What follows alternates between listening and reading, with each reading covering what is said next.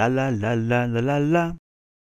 Hello and welcome to G-Bus Adventures, and this is Attack of the B-Team, and a lot has changed since last time. I've been playing the hell out of this mod pack. It is so addictive. It's an awful lot of fun. It really is.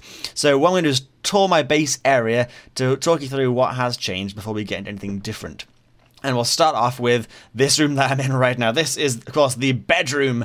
And you can see the bed has got a bit weird. So I've got two beds now because I'm too scared to break the other one. But you can see the bed I'm standing on is freaking weird looking. Let's actually go back to this normal mode. There we go. This is a carpenter's bed. Made with those carpenter's blocks that I made those weird shaped things out of. And I think I can change the colour of the bedding as well. And when I'm crafting it, I think if you put different coloured walls in there, you can make a sort of like checkered one. But I didn't do that, so I might make another one at some point. But if I break it, which I'm not going to do because my spawn point's here. But you can see that this thing would normally be sort of wire mesh as well, like wooden mesh. And I put this block inside it to fit it with this. So that's pretty cool. And up here, these are actually blocks of gold and iron. The gold ones are the stars and the irons are the moons. And they've been chiseled so that they look a bit really awesome, to be fair. When I found out I could do that, I was like, oh my god. So these are actually all solid gold blocks, like 9 ingots for each one of these, 9 ingots for the irons. So I've got loads and loads of gold blocks and iron blocks, so I can always break these down and sell them if I run out of money or whatever, you know. But it's a cool looking ceiling for a bedroom, I reckon. So that's what I've done with this, and seal it all in, make it all black, and it's quite nighttimey, but I put torches in because I don't want things spawning, because that would suck. But moving on, I've put some more walls in. It's still, I haven't finished the base where there's still lots of crappy things. There's even a hole up there, I've just realised, so that's not great. But it's coming along quite nicely now. I used some more cobblestone, and this is marble, actually. You have to cook the marble first, so it's not as easy to make as the cobblestone one is, but still pretty damn cool. And what have we got over here? Let's go around the outside of the building and we'll finish up in the corner over here. So we've got the chests area now. It's a bit more organised than it was before. Still, it looks kind of, well, shit, let's be honest. But there's a lot more neater inside now. I've sort of got more holes and things there. It's all spread out a bit nicer. Including this chest, which has now got all my fabulous things. And that shouldn't be in there. I'll take that out now. I don't know what half of this stuff is, though. Like Peridot. There's 2 different Peridots from Biomes Plenty and Project Red. I think they're like the emeralds and green sapphires of the old Red power. But I'm not really sure what the Biomes Plenty version is, because they have no usage for the Biomes Plenty other than this sort of staff thing. Yeah, then Ore Dictionary changes it from Peridot to Project Red. I don't really know what it is. It's rather mysterious. I think it's just another gem, really, but there's also Tanzanite, which again seems to be nothing more than just this other ancient staff handle. But if you get 3 of these things in the topper, which I don't actually know how to make, what's that with? A ruby, topaz, and a nether star. Bloody hell, I'll never get one of them, am I? And made that weird staff thing, so it's a bit weird. But lots of cool stuff now because I've been mining quite a lot. I've made a whatever it's called, a hammer, which is actually broken. Looks like it's nearly out of usage, or is it full? I think it's empty, isn't it? Yeah. I made it with Technic Construct. It's really, really good. You guys told me to make a hammer because it's great for mining, and I'll walk you through that in a bit. But it's pretty damn cool, I gotta be honest.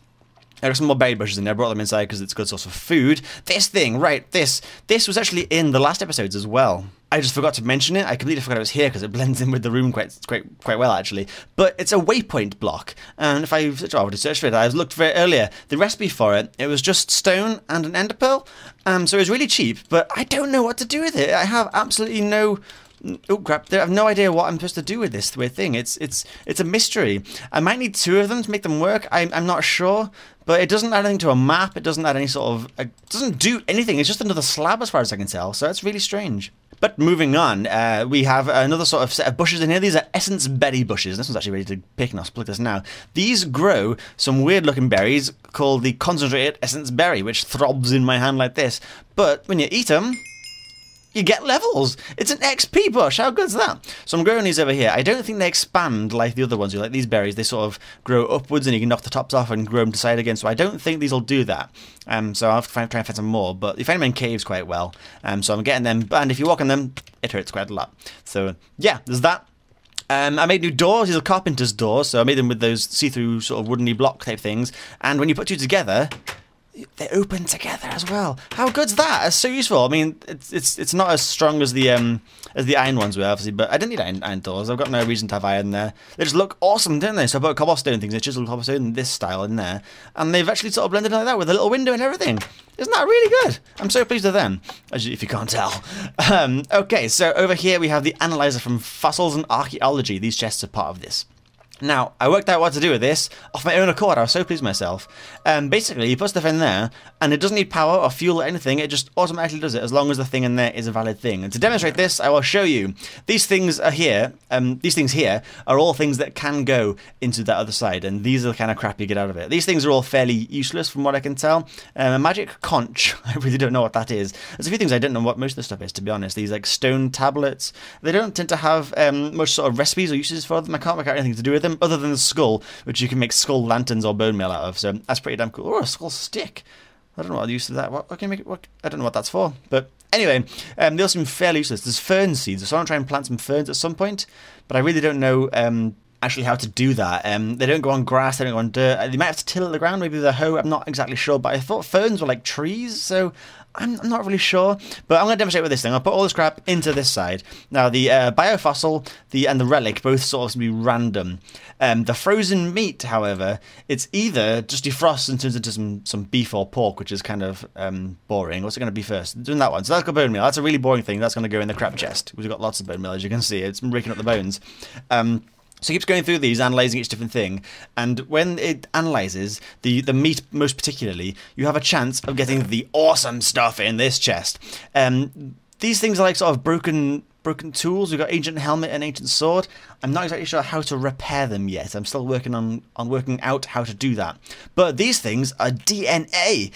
We've got the mammoth DNA, the saber cat DNA, a velociraptor raptor DNA, the frickin' is optional, Stegosaurus, Plesiosaur, the Triceratops, and the Nautilus. Now, the Nautilus sounds freaking badass, doesn't it? I mean, that sounds like something underwater that's going to be freaking cool. So I really want to try and work out how to use these things. I haven't worked out how to actually make them into dinosaurs yet, but I so want to. It's going to be amazing.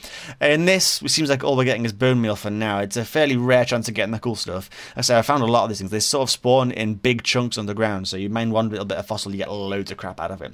The frozen meat, you almost always get something good out of, because it's literally a frozen piece of animal, so it defrosts. Oh, there we go. More Nautilus DNA, that's cool. We can get a whole fleet of these Nautilus things. I've got 3 of them now. So yeah, when this sort of gets analysed, it's usually like a leg of a dinosaur or something cool, like a saber-toothed cat or whatever. So they're usually pretty damn good, but occasionally you do just get a bit of meat out of it. The first one that I had actually ate by accident, and I was gutted, because now I can get animals out of it. Flint, really boring. I wish I hadn't done that now, but yeah, lots of cool stuff to look into for that, so I'm looking forward to this. Let's just watch this for a little bit, see if anything good comes out of it. You know what, I'm bored already. Screw that. There's too much cool stuff to do in this mod pack. I'm not going to watch this any longer. Okay, over here is the tool forging place. I might have changed this before, actually. I can't remember if this has been seen or not. But the pattern chest is really handy for putting like the normal patterns in that's used to make the tool things out of, which you can put in here to make the stone versions. You get the stone version and you plop it in this thing here, and then you pour the goo over it to make a sort of an outline of it out of the casting material, like gold or alloy kind of things, and then you can get that and you can fill it up with other crap to make an awesome tool, which you then put in here to make the actual tool that you want to make. It's a bit of a long-winded process, but once you've got one, you can repair it, which I'm going to... Oh god, they're on the floor, come back here. I'm going to do just in a second, because this one has nearly all totally broken. It's Thor 1.0, I called him 1.0 because I might make a better one in the future. So I'll play that in a bit. These are collapsible blocks. And aren't they awesome? You can shape them however you want. You don't just have to make ramps. You don't just make them into different shapes. You can actually purely, like, completely mush them around and flatten them all up. They're amazing. But I've got this set up as a sort of ramp up to more of these casting basins, because look how tall my forge is. How cool is this tank? It's amazing. And it's actually full of copper right now with 57 ingots worth. So I'm going to take these out of here and pour some more out. And you can make so much stuff out of this. Because every ingot or every ore block you put in here turns into 2 ingots worth in here, and I can fit so much stuff in there. I can fit, I think, 63 blocks in here now, so if I go mining and get a stack of iron, I can fit almost every single one of them into there at once and instantly double it into 2 stacks. It's so good. I've got 30 left in here, so I'm going to pour out all 3 of these. That'll leave me with 3 left in, if my math's correct. That should be 27 ingots worth in those blocks, so they should now like sort of fall down into 3 ingots, hopefully, if I can count. Which I can, hurrah, then I can just slap this and slap this one. I got another one around the corner because I've got 2 on the go. And these will turn into the ingots, because these are just ingot casts, every sort of default ingot shape. And I can pour the goo into the ingot casts, and that gets me those last remaining 3 ingots out of here, so there's nothing left inside it, and it's now completely empty. You can have more than one thing in there at once. So if I put in a stack of copper in there, makes loads of copper in there, I can then put some iron in there and it would settle, so you get a bunch of iron, then it would sit on top of it and get iron. You can pour out whichever one you want.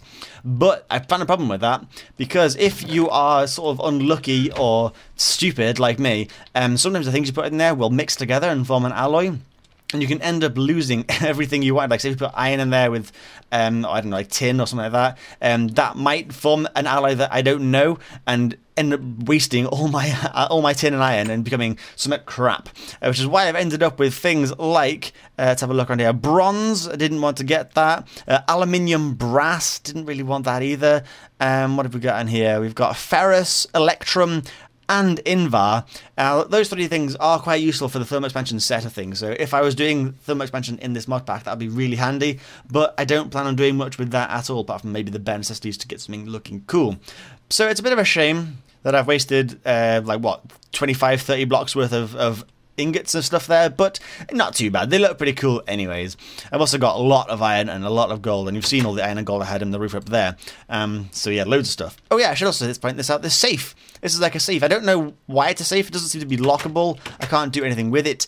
But you can colour it however you like. So I made it same colour as this to sort of blend in the background. So I've got my chest of ingots and think, oh, this is good. So loads of ingots. And over here, it's like he doesn't notice. I've got a stack of blocks of stuff in here. Mwah, secretage. But there, yeah, that's the sort of smelting area. I've got on the bench here too. These are just normal workbenches. You pick it up and put it in the bench again, and you get this thing, which the stuff actually stays in there when you put them into the grid. They don't pop out, so it's like a sort of project table. It's really cool. I don't know why sort of they exist really, but they're really handy. Down here hasn't changed at all. Here is still crappy. I've done nothing down here whatsoever. Now, the exciting and interesting bit, which we're going to lead off a little bit of today. This is where we put our dragon egg. As you remember, we sort of boiled him up last episode and turned him into scrambled egg, but you know, he left him there sort of stewing in this fire. And then the episode ended. I didn't do anything with it. I sort of thought it was going to take ages. I was told it takes a long time to hatch a dragon. It didn't take long at all. It took a matter of minutes. I was just down here playing. As you know, like I've been playing this for quite a lot now. I was just down here doing my thing. I think I was probably building this, actually. And this dragon just walks on out. I was like, holy shit. So you can see I've blocked off the wall over here. That was to keep him in this little area. I wanted to box him in, just leave him trapped in this area. That didn't work. He got out this way, I forget how, but he escaped into the middle bit and just sort of looked at me. Then he went down here. I thought, oh, great, I can seal him in here. I put a row of cobblestone along the middle of this, and he slithered underneath it. He's like a baby dragon, so he's really small. So he got out again. I was like, God damn it, how the hell am I going to keep this dragon safe until the next time I sort of make some videos on this? And I had an idea. Inside here, no, not there, inside here, I have Safari Net, so I captured the dragon in the Pokeball. There's an Ender Dragon, the baby Ender Dragon of health 23 inside this Safari Net. Now, he's not a normal baby Ender Dragon, because normal baby Ender Dragons are boring, of course, obviously, but he is actually a Nether Dragon.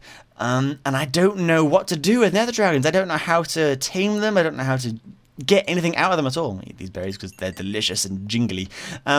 So I tried. Apparently it was raw fish you meant to give them, so I actually got raw fish somewhere. I went fishing. I made a fishing rod and I fished some fish up. I've actually lost the fish now. Where did I put the fish?